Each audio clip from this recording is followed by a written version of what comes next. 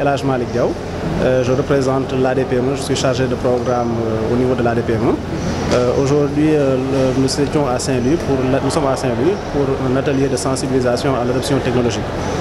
Cet atelier vient faire suite à un atelier qui s'est tenu précédemment en septembre, consacrant le lancement officiel des projets ETHER et PACE. L'objet de la rencontre d'aujourd'hui est d'aborder en profondeur l'articulation des différents projets. Il s'agira d'aborder avec les PME de la région de Saint-Louis les critères d'éligibilité, les guichets, les critères d'éligibilité, les cibles éventuellement. Alors, la cible des PME, nous souhaiterions avoir des PME qui sont exportatrices, qui sont déjà exportatrices, des PME qui souhaitent aller à l'export, des PME qui souhaitent aller s'implanter à l'international. Donc voilà un peu l'objet de notre visite sur Saint-Louis. Justement, pourquoi le choix de Saint-Louis? Oui, nous considérons que Saint-Louis, au vu de son potentiel économique, devrait pouvoir capter un bon nombre sur l'objectif de 5000 PME que le projet se fixe à l'horizon 2025. Donc nous considérons qu'avec les cibles prioritaires du projet, notamment l'agriculture, le tourisme, la pêche et l'élevage, les PME de la région de Saint-Louis devraient pouvoir jouer leur partition pleinement au niveau de ce quota de 5000 entreprises qu'on souhaite atteindre à la fin du projet. Est-ce que c'est 4 guichets que vous accompagnez? Oui, le projet, nous avons 4 guichets sur les projets. Il s'agit des guichets micro, du guichet standard, du guichet international, qui est l'objet même de l'atelier d'aujourd'hui. Et nous avons également le guichet digitalisation. Ce guichet digitalisation est transverse à tous les autres guichets.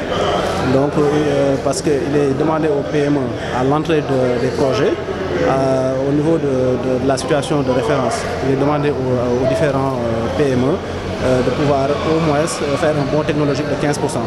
Donc c'est dans ce sens que nous leur administrons un questionnaire d'adoption technologique au débbu du projet. Maintenant, à la fin du projet, nous les évaluerons pour voir effectivement si ce bond technologique a été atteint.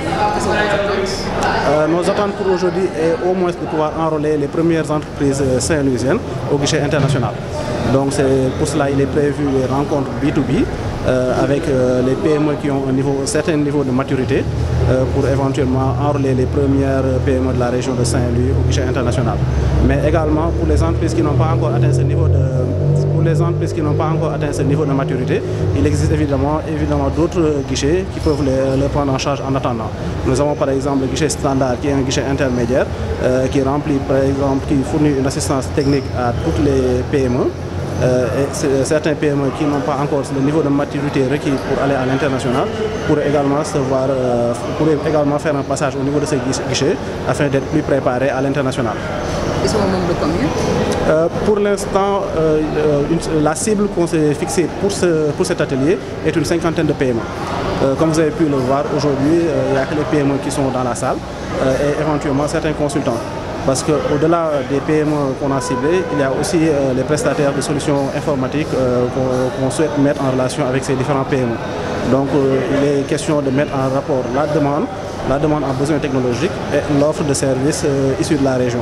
Responsable du centre d'assistance aux entreprises à la Chambre de commerce, je représente Monsieur le Président de la Chambre de commerce empêché. Tout d'abord, nous sommes très satisfaits, très honorés de recevoir l'ADPME ainsi que les opérateurs économiques à travers ce projet. Parce que depuis des années, nous travaillons en collaboration avec l'ADPME, avec des programmes déjà qui ont eu à être sanctionnés par des lauréats ici à Saint-Louis.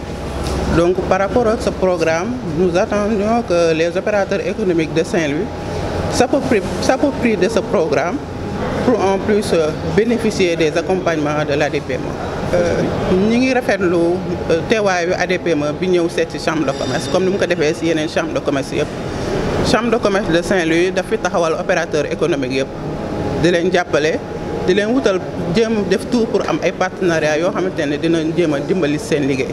Ci loolu ADPME tamit depuis lors mi ngi liggéey ak chambre de commerce ci ay programmes yoo xamante ne antécédent la comme concours business plan yi fi jotoo am mu am ay lauréats ci bii tamit mi ngi fi ñëw wax ak chambre de commerce pour opérateur économique yi ñëw jël projet bi def ko seen moomeel ba képp koo xamante ni muy petite entreprise que grande entreprise informel comme formel comme informel képp ku ne gis sa bopp ba nga xamante ni sa liggéey bu fekkoon point A la nekk dinañ la si jàppale ba nga jëm point B ñi nga xamante ni dañuy soxla exportation ñi nga xamante ni ñi ngi soxla financement ñoom ñëpp ADPME ñëw na fi indi leen loxoom pour jàppale leen ba nga xamante ni incha allah dëwoon bi ñu fi ñëwee dinañ gis entreprise yooyu jëm ci kanam seen liggéey rafet économie de Saint-Louis gën a développé.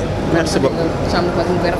waaw chambre de commerce mi ngi rafet bu baax ñëwaayu ADPME ndax liggéey la boo xamante ne du tey on a liggéey nañ si ay programme yu bëre te chaque fois programme bu ñu liggéey am nañ si ay certification yu baax merci beaucoup.